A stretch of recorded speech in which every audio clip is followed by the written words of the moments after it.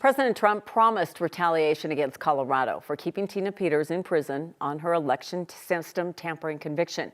And he is following through again. Thanks for being with us. I'm Kim Christensen. And I'm Kyle Clark. President Trump threatened, quote unquote, harsh measures for Colorado. And today we learned the president has vetoed a bill to fund a major drinking water project here. It is the first veto of his second term. This pipeline project passed through Congress unanimously. The Arkansas Valley Conduit was first promised by President John F. Kennedy. It's supposed to bring clean drinking water to dozens of communities on the eastern plains between Pueblo and Lamar, areas where the well water is often salty and deep wells can draw up radiation. Construction finally started on this long-awaited project a few years ago, but costs doubled due to inflation and labor expenses. President Trump says he is vetoing that funding to save taxpayers money. And 9 News reporter Spencer Schweitzer is joining us. Spencer, bipartisan, unanimous vote in Congress, bipartisan support in Colorado, and the project's in the reddest Republican district in Colorado, represented by Congresswoman Lauren Boebert.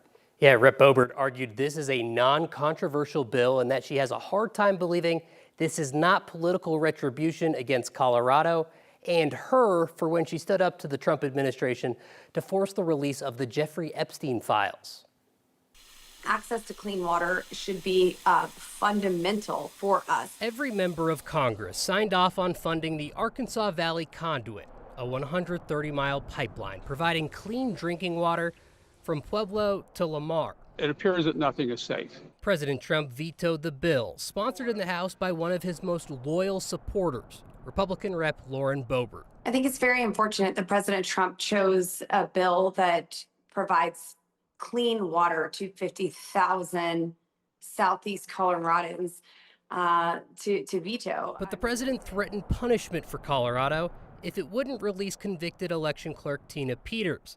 And Boebert just recently stood up to the Trump administration to force the release of the Jeffrey Epstein files. The president never promised that there would be retribution for me taking a stand and holding corrupt individuals accountable on the Epstein list. The president's veto message says he vetoed the water project because of cost. Boebert questions if it's really political retribution. It kind of makes you want to step back and say, well, what's really going on here? She doesn't take issue with punishing Colorado over immigration policy, climate research, or Tina Peters, but draws the line at the water project in her district. We're talking about Southeast Colorado, who's overwhelmingly voted for President Trump in the last 3 elections. And these are not the people that should be attacked. I wasn't terribly surprised based on what's going on with the Tina Peters issue and other issues in Colorado and other Democrat states. Bill Long is the president of the Southeastern Water Conservancy District. It's especially important because of our big water quality problems in the valley. But in the back of Bill's mind was Trump's previous punishment for Colorado, removing Space Command, NCAR, denying disaster funding. I've thought that for some time, yes. And now, the water project. We're trying to meet federal water quality standards. So your question to me is, what happens if we can't meet those? I honestly don't know. The project's supposed to go 130 miles. Long says so far they've done about 12 miles of it, and the water treatment plant is under construction.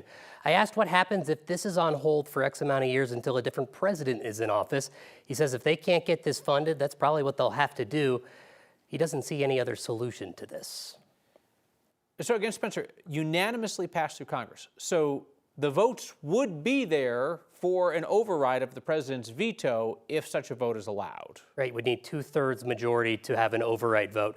The question is, though, are any of those Republican members willing to anchor the president to get this through? Are they willing to deal with the consequences that may come from that?